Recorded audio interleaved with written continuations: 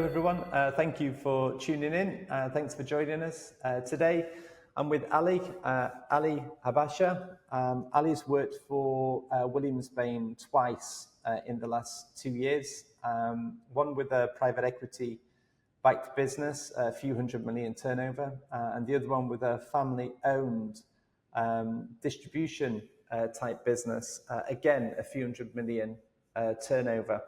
That said, Ali has worked with smaller companies and has worked with larger companies. But in terms of the work that he did for us, the feedback from the client was fantastic, was outstanding. So I've invited Ali to come and speak to us about a couple of things. This is podcast 2. We've done one earlier, which was about sales forecasting. But the podcast that we're going to do today is about enhancing profitability through pricing and segmentation. But before we get into that, Ali, why don't you say hello and introduce yourself?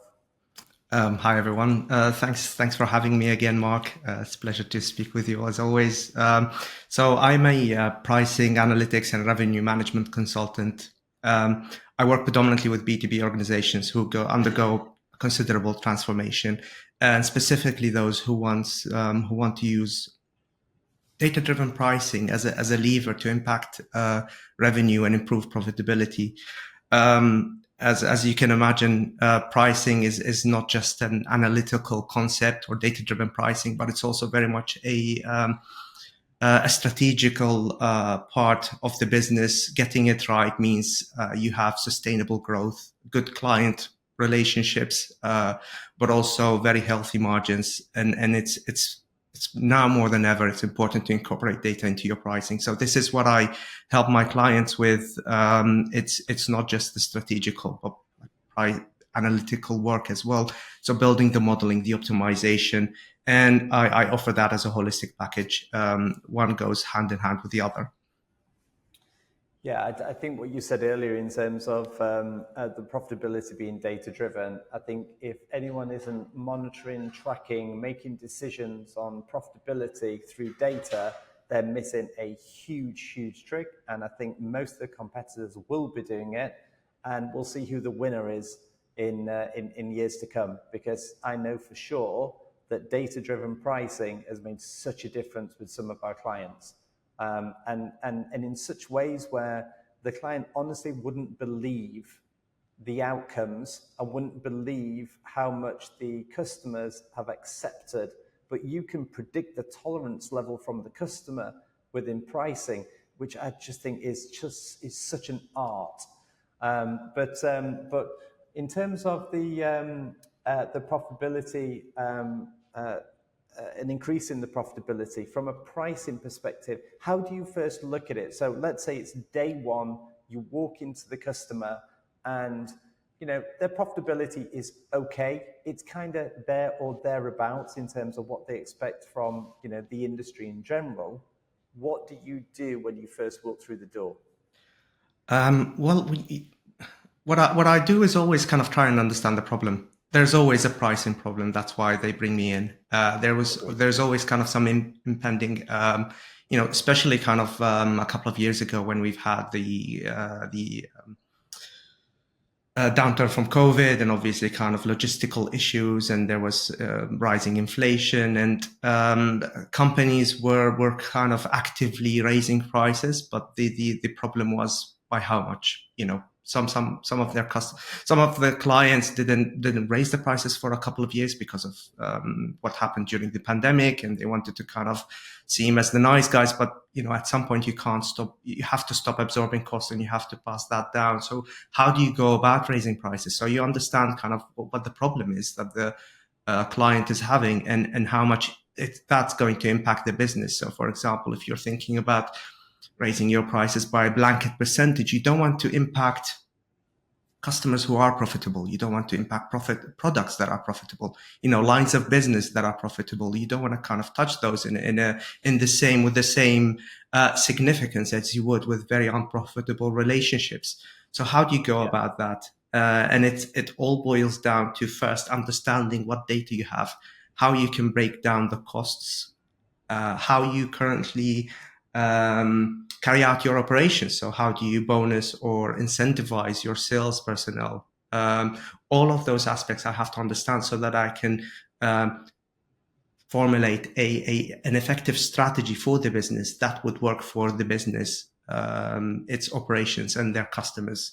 The modeling aspect, that's just mathematics. It's just science, it's straightforward optimization. That's not kind of the I wouldn't say it's a core part, but it's not the most important part. The most important part is the strategy formulation. And that's what I have to kind of understand at the beginning. What impact is this problem having on the business, and how much is it costing the business? Yeah, I'd agree with that. And I think it's worth mentioning as well that we introduce you as an interim manager. That means board influencer. We don't introduce you as a contractor, which might be one of 3 people doing some kind of functional type job. Yeah, this is a board influencing piece of work. And I'm guessing because it's board influencing, you need time with the board, don't you? Absolutely. So it's chief operations officer, financial officer, pricing director is usually my, I work very closely with the pricing function. And you can understand, I spend a lot of time also speaking with the commercial directors, because the work that I want to deliver for the business is going to impact them and their personnel, so they need to be on board with ultimately it's it all gets approved by the CEO. So there's that financial that board engagement that is essential for a pricing engagement to work. Yeah, I'd agree with that, and we've seen it work really well in the past, so that's why I can talk to you with some confidence. I think I remember it was many years ago. It may even be more than 20 years ago, but I'm trying not to age myself. I used to work for a company called Corporate Services Group. I can say that now because they're no longer with us, and it was a prominent MP that owned the business, and that's a whole backstory. But they're a PLC, and they needed to hit their numbers, and I was brought in with the group board. I wasn't group board. But I was brought in with the group board, and basically what we had to do is we had to implement a 3% price increase across all customers. Now, yes, they did hit their next number, and they did hit their forecast, and the city was pretty happy. But in 6 months' time, that was starting to cause them problems, because I think customers were just saying yes because it was the easiest thing to do, but then we're going out into the market to find alternative suppliers. Now, that's 20 years ago. We really didn't have the data like we have now, but that blanket approach, could people do that blanket approach now and get away with it? No, it's very harmful to the business, harmful to the customer relationship, and I think that's the sort of approach that that particular client was worried about making, and that's why they engaged us.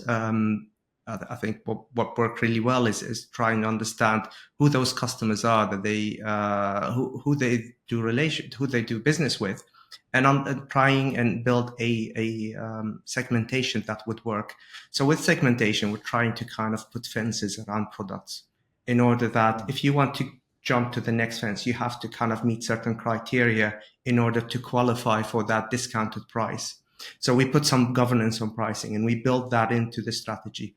And by segmenting, for example, you don't when you hear segmentation, you usually kind of you're more familiar with that terminology from a marketing perspective, where you look at demographic segmentation, multidimensional. It doesn't have to be that complex. It can be just one dimensional. You look at one aspect of the trade relationship, and you think, okay, I can actually separate my customers based on, let's say, volume, how much volume they buy of certain products. So if you have a product portfolio that a customer is purchasing from you, you look at the entire volume and how that volume compares to other buyers of that particular product.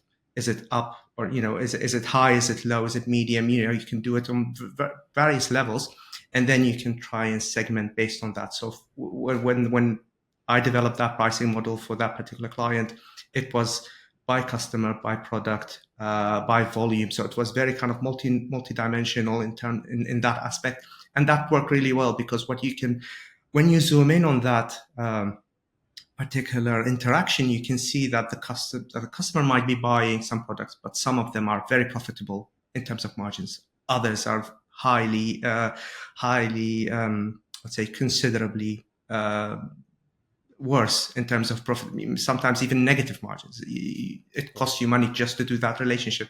So in order to impactfully improve margins, you raise prices on those low volume products. You just raise the margins. And it's not going to impact the customer as much because you're only raising the products that they might buy maybe a couple of, just a dozen perhaps. Yeah. And it's not going to impact them. They don't have to necessarily go to market and solicit quotes basically because their core products are untouched because they're healthy margins.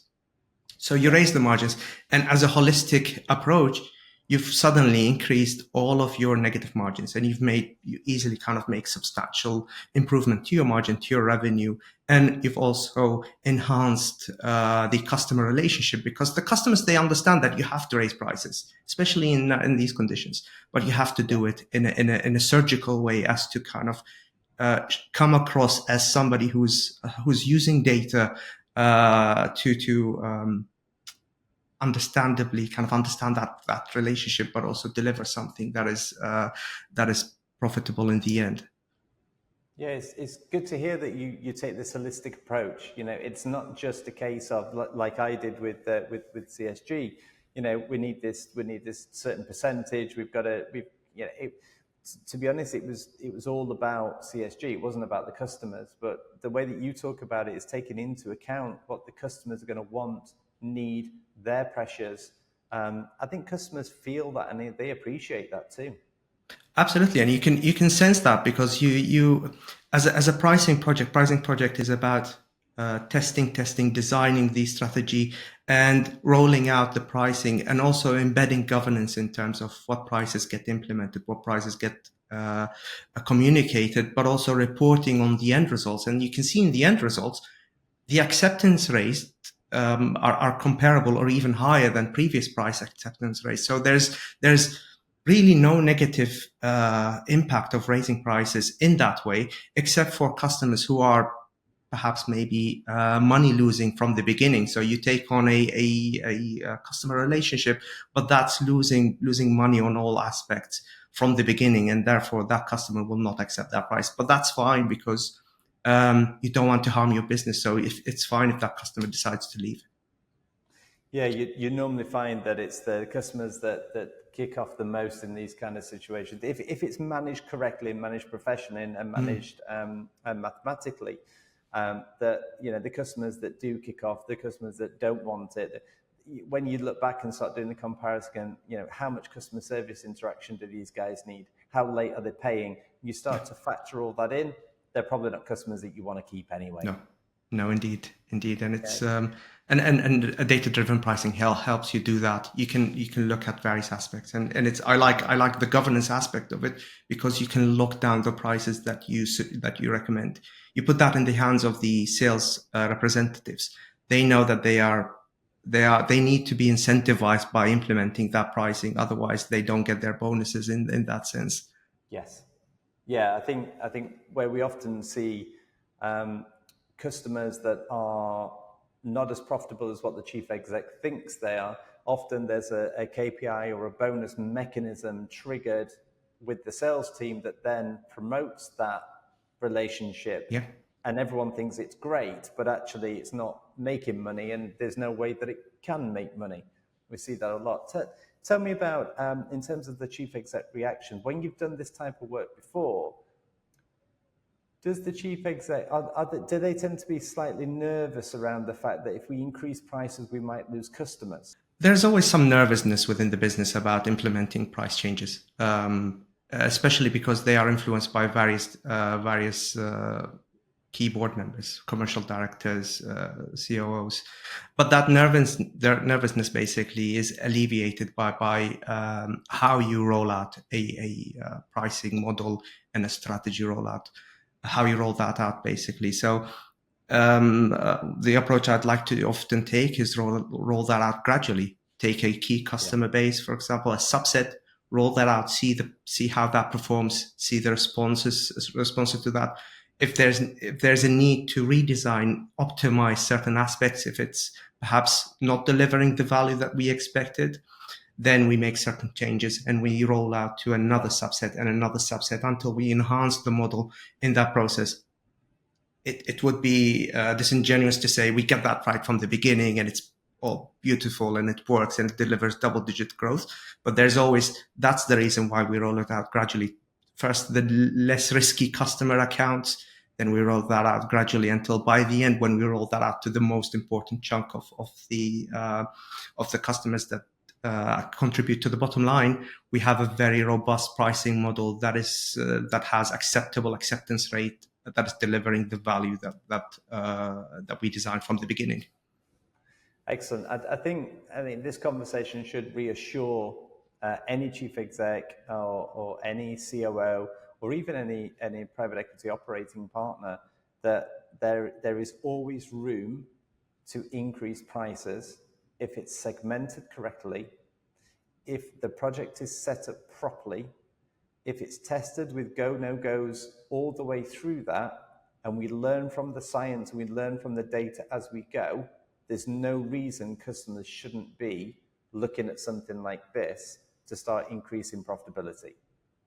Absolutely, I think that's spot on. It's how a project lifecycle, pricing project lifecycle works, and it's what I often kind of experience working with clients, and that's the approach that I normally take. Fantastic. Ali, I think you've helped a lot of people out there today. I think you've probably set some ideas in some chief execs and COOs and investors' minds in terms of what could be possible by doing something like a price increase in a very intelligent way, backed with some data and backed with a good methodology. Thank you very much for taking the time to explain that, and we'll see you soon. Thank you. Thank you, Mark. It was a pleasure, and always, I love talking about pricing. So look forward to speaking soon. Yeah, me too. Thanks. Cheers. Bye. Thanks. Bye-bye.